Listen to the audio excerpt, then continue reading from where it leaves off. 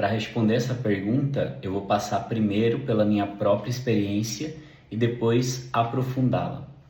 Bom, primeiro que eu morei em 4 seminários diferentes, de 4 instituições, 4 congregações. Todos eu entrei com muita facilidade e de todos eles eu pedi para sair. E detalhe, todos seguiam uma linha ideológica diferente dentro da Igreja Católica. E todos eram em estados diferentes do Brasil e até fora do país. Vamos lá. Primeiro eu fui da congregação Orionitas, num seminário lá no estado do Pará, onde tinha 12 seminaristas na minha turma. Dos 12, pelo menos 8 eram gays. Depois, no noviciado da mesma congregação, que já era em outro estado, o seminário já contava com mais de 20 seminaristas. A maioria esmagadora eram gays, inclusive os superiores eram gays.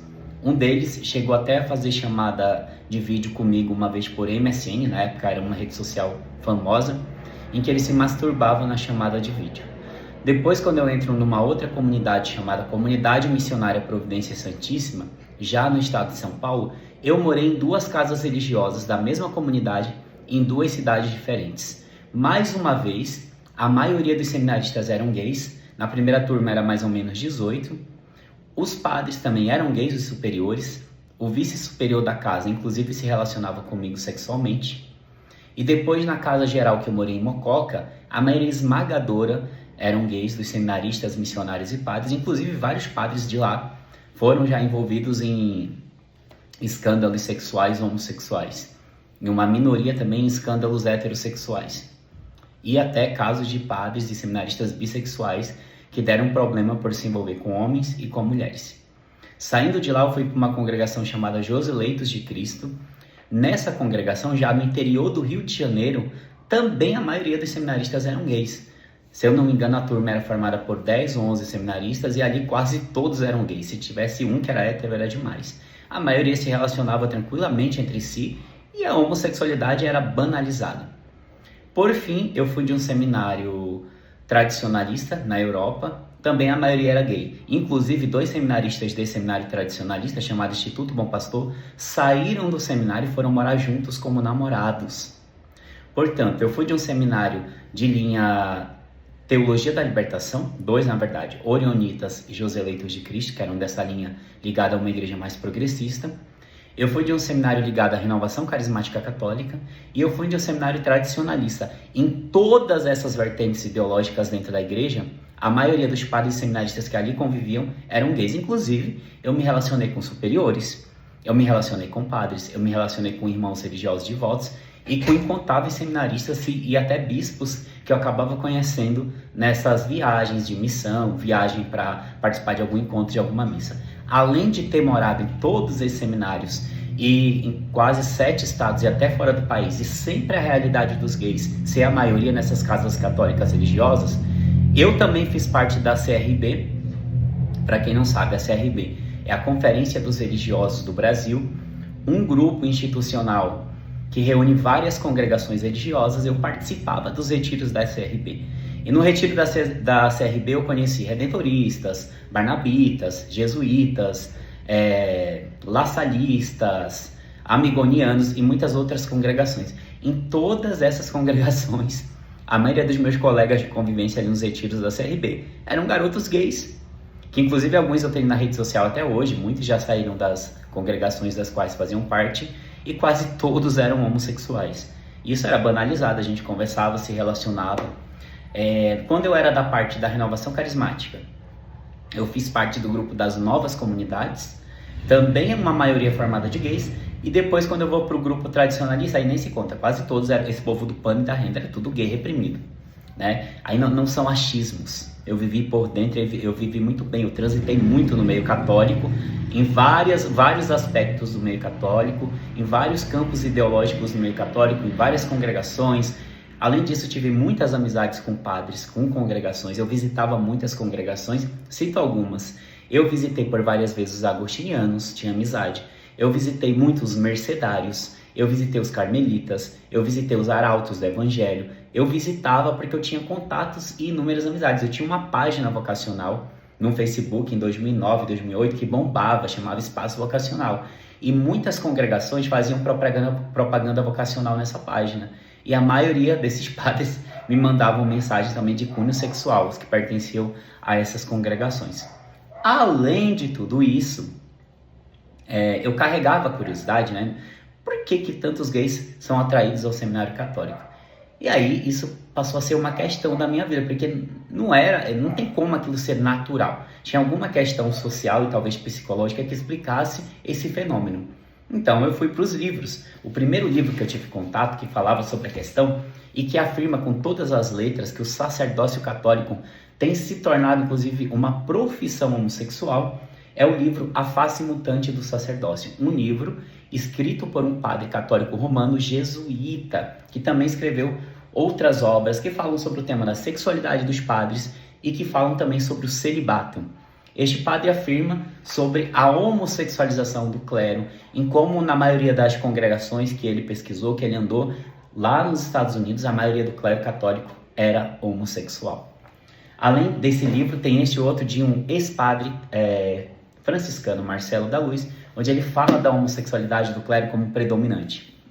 Tem a obra magistral do jornalista e sociólogo Frédéric Martel, que investigou o Vaticano e seminários e dioceses católicas ao redor do mundo e constatou também que a maioria dos padres, bispos e cardeais são gays. Inclusive a maioria com vida dupla, vida sexual ativa, também dentro do Vaticano. E esse livro dessa teóloga, que é a Uta Heinemann, alemã, que ela fala que o biotipo ideal de homens para o sacerdócio católico são homens gays. Quem quiser se aprofundar, pode ir atrás dessa literatura. Além de um outro livro maravilhoso, recente, de um sociólogo chamado Marco Marzano, chamado A Casta dos Castos. Gente, e outras dezenas e centenas de livros ao redor do mundo. Infelizmente, no Brasil, a gente não tem muito material sobre o tema. E o meu livro vem para ser um dos pioneiros a falar sobre essa temática, que é o livro A Vida Secreta dos Padres Gays, que fala da minha experiência pessoal, reúne depoimentos de inúmeros padres, inclusive, que estão na ativa, de seminaristas e vocacionados católicos, ex-seminaristas também.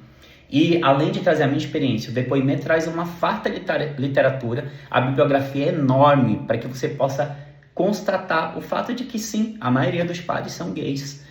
Há pesquisas nesse sentido, mas a gente sabe que é um tema que é jogado para debaixo do tapete, porque é a igreja que cria o discurso de que a homossexualidade é um desvio, que ela é uma má conduta, que ela é errada, que ela é meramente comportamental, e é a igreja, através dos seus membros, a primeira a quebrar a lógica dessa falsa moralidade em torno da orientação sexual homossexual. Então, sim, a maioria dos padres são gays, baseado na minha experiência de anos, transitando em várias congregações, em vários seminários, em vários estados e até fora do país, convivendo com centenas de padres e bispos, chegando a me relacionar inclusive com bispos, como eu já citei, e também através de estudos, leituras de livros, de pesquisas, e gente, também está na mídia. Quase todo dia tem um escândalo católico envolvendo um padre que, sei lá, tinha vida dupla, que tinha namorado, ou que cometeu às vezes até crime por viver mal a sua sexualidade. Então, tá aí na mídia, tá aí nos estudos, nas pesquisas, nos livros e na minha experiência de tantas outras centenas de milhares de pessoas. Por isso que eu posso afirmar com todas as letras a frase: sim, a maioria do clero católico é formado por padres homossexuais sem nenhum medo de errar. E só um adendo ao vídeo, porque são tantas nuances que a gente acaba esquecendo de mencionar tudo com riqueza de detalhes e nem dá tempo também, senão o vídeo se alongaria muito. Eu fiz experiência missionária ajudando padres diocesanos e também ajudando outras congregações. Quando eu era membro de uma, eu ia ajudar outras em trabalhos de missão ao redor do Brasil inteiro. Eu estive um tempo na diocese de Franca com padres diocesanos. Inclusive, o padre que me recebeu lá para ficar um tempo na paróquia dele tinha relação sexual comigo. Eu fiquei um tempo na diocese de Formosa, interior de Goiás. Os padres lá, inclusive, tinha um grupo de padres amigos, todos gays. Eu fiquei um tempo numa cidade chamada Jaci, interior de São Paulo, ajudando a missão de uma congregação chamada Franciscanos da Providência de Deus. A maioria gays, inclusive, enfim, a maioria deles gays. Eu também participei de um grupo secreto formado por padres religiosos e seminaristas homossexuais. Era um grupo, tipo uma sociedade secreta, que tinham reuniões presenciais, onde todos os padres ali eram gays. Eu convivi com padres da diocese de Sorocaba, de Piracicaba. Eu viajei para a arquidiocese de Vitória para ficar numa casa paroquial, onde todos os padres eram gays e tinham vida sexual ativa. Eu convivi até com padres melquitas que também eram gays e tinham vida sexual ativa. A minha primeira boate, eu fui levado por um padre. Primeira parada LGBT por um padre.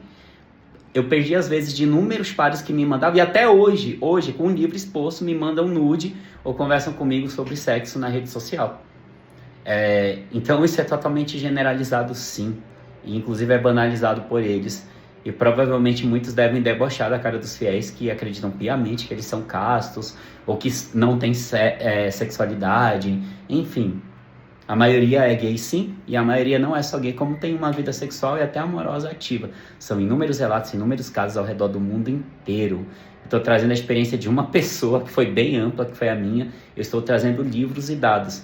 Aí vale a cada pessoa ir atrás de confirmar os dados ou não. Fica a critério de cada um continuar na mentira ou querer saber mais sobre a verdade da vida sexual do clero.